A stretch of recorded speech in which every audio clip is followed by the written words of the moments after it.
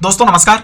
Haryana public service commission की तरफ से एक बहुत बड़ी वैकेंसी आई है, पोस्ट ग्रेजुएट टीचर यानी पीजीटी टीचर की वैकेंसी, और ये वैकेंसी काफ़ी नंबर में है।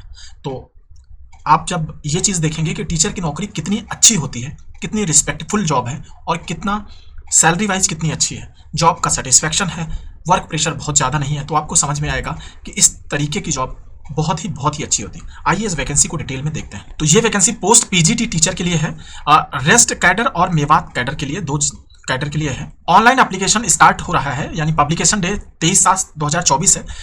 फॉर्म भरा जाएगा 25/7/2024 से लेकर के 14/8/2024 तक। आपको बहुत दिन फॉर्म भरने के लिए नहीं मिल रहे हैं, फॉर्म फटाफट भर दीजिए। टोटल वैकेंसी 3069 है टोटल वैकेंसी। इसमें फिजिक्स टीचर की 410 वैकेंसी है, फिजिकल एजुकेशन की 226 वैकेंसी है, मैथमेटिक्स की 414 वैकेंसी है, हिस्ट्री की 144 है, ज्योग्राफी की 116 है, इंग्लिश की 174 है, कॉमर्स की 164 है, बायोलॉजी की 233 है और केमिस्ट्री की 255 है। तो इस तरीके से आप वैकेंसीज देख लीजिए, वैकेंसी काफ़ी नंबर में है। जो सबसे इंपॉर्टेंट होता है एजुकेशनल क्वालिफिकेशन, तो सबसे पहले आप 10th क्लास हिंदी और संस्कृत के साथ में होने चाहिए, या फिर 12th क्लास या BA MA जो भी है वो उसमें एक सब्जेक्ट हिंदी होना चाहिए। ठीक है, तो ये तो सिंपल है कि हर कोई मैट्रिक में हिंदी या संस्कृत तो लेके चलता ही है।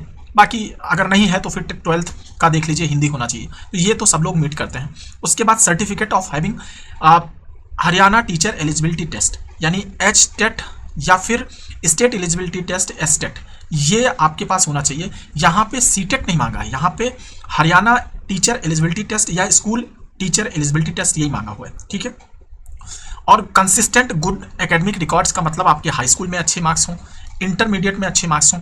तो ये तो हो गया एसेंशियल क्वालिफिकेशन। बाकी इसके आगे अभी और है।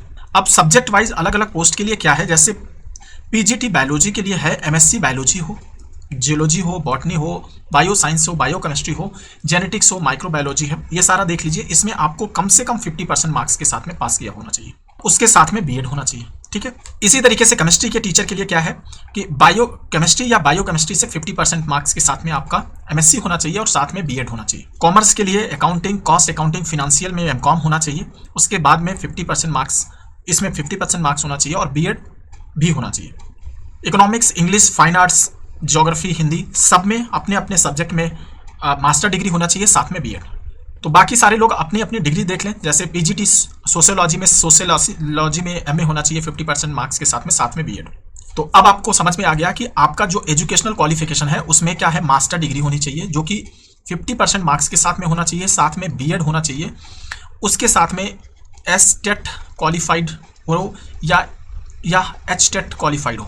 तो ये तीन चीज़ों के साथ में होना चाहिए। 10th में सबकी हिंदी होती है, उसको मैं इंक्लूड नहीं कर रहा हूँ। एज लिमिट, जो कि सब एक और इम्पॉर्टेंट पार्ट है, एज लिमिट हरियाणा में 18 साल से लेकर के 42 साल तक होता है। ये डेट जो होगी 14/8/2024 को काउंट की जाएगी। ठीक है, उसके बाद में, ठीक है, इसके बाद में आपको जो 5 साल की छूट मिलेगी जो हरियाणा के OBC होंगे या SC ST होंगे, तो इन लोगों को 5 साल की छूट मिलेगी। जो मान लो यूपी का SC जो लोग होंगे उनको छूट नहीं मिलेगी, वो जनरल में काउंट होंगे, यानी इस एज में आएंगे। अब एक सबसे इंपॉर्टेंट पार्ट हो गया एग्जाम का पैटर्न क्या होगा। ठीक है, तो स्क्रीनिंग टेस्ट सबसे पहले होगा, यानी पहला स्टेज स्क्रीनिंग टेस्ट होगा, उसके बाद दूसरा स्टेज होगा सब्जेक्ट टेस्ट होगा, और तीसरा स्टेज होगा इंटरव्यू। समझ में आ गया। अब चलते हैं स्क्रीनिंग टेस्ट पे। पहला स्क्रीनिंग टेस्ट, इसमें आपको 100 क्वेश्चंस रहेंगे। उसमें जो सब्जेक्ट होगा वो अभी बता रहे हैं आपको, 2 घंटे का पेपर होगा और 100 मार्क्स की, यानी जो 100 क्वेश्चंस रहेंगे 100 मार्क्स के रहेंगे और 2 घंटे का पेपर होगा। ठीक है, इसमें सभी क्वेश्चन के मार्क्स इक्वल रहेंगे। और जो ऑफलाइन ये पेपर होगा, इनमें कितने ऑप्शन होंगे, 1 2 3 4 5। अगर आपको क्वेश्चन नहीं करना है तो 5वां ऑप्शन फिल करना है, अगर क्वेश्चन करने हैं तो इनमें से 4 ऑप्शन फिल करने हैं। अगर आपने 5वां ऑप्शन नहीं फिल किया तो आपके 0.25 मार्क्स यानी 1/5 मार्क्स काट लिए जाएंगे। अगर आपने 10 क्वेश्चन में 10% मार्क्स क्वेश्चंस में ये लास्ट वाले ऑप्शन नहीं भरा, अगर आपने क्वेश्चन नहीं किया और आपने ये वाला ऑप्शन भी नहीं भरा, तो आप एग्जाम में डिस्क्वालीफाई कर दिए जाएंगे। ये इसलिए है कि कोई भी आदमी माल प्रैक्टिस ना कर पाए कि ये ब्लैंक छोड़ दे और बाद में ये भर लिया जाए। समझ रहे हैं, ये बहुत हो रहा है इसमें। जो लैंग्वेज होगी, इंग्लिश लैंग्वेज में रहेगा biology, chemistry, home science, mathematics और फिजिक्स। इसके अलावा मतलब दोनों लैंग्वेज हिंदी और अंग्रेजी में होगा ये सारे सब्जेक्ट। लैंग्वेज सब्जेक्ट जैसे इंग्लिश, हिंदी, संस्कृत, उर्दू और पंजाबी वो अपनी लैंग्वेज में ही रहेंगे। संस्कृत का पेपर संस्कृत में ही रहेगा। 1/4 नेगेटिव मार्किंग होगी और कितना गुना, 4 गुना लड़के लिए जाएंगे। किसके लिए? जो आपका सब्जेक्ट वाला टेस्ट होगा। ठीक है, अब सब्जेक्ट वाले टेस्ट की तरफ चलते हैं। ये क्वेश्चन, ये जो पेपर होगा वो 3 घंटे का होगा और जो इससे पहले वाला स्क्रीनिंग टेस्ट था उसको जो क्वालिफाई करेगा यानी कट ऑफ पार करेगा वो देगा इसको। 3 घंटे का पेपर होगा, 150 क्वेश्चंस रहेंगे, 150 मार्क्स के रहेंगे और इसमें 3 घंटे का पेपर होगा। ठीक है, सब्जेक्ट बाद में बता दिया जाएगा। अभी लैंग्वेज वही जो पहले था उस तरीके का सिस्टम दिया हुआ है और वाइवा जो मेरिट फाइनल बनाया जाएगी, इसके बाद होगा इंटरव्यू। जो मेरिट फाइनल बनाया जाएगी वो सब्जेक्ट के 87.5% वेटेज रहेगा, सब्जेक्ट वाला टेस्ट जो अभी हुआ, और इंटरव्यू का 12.5% वेटेज दिया जाएगा। इस तरीके से मेरिट बनेगी और फाइनल सिलेक्शन होगा।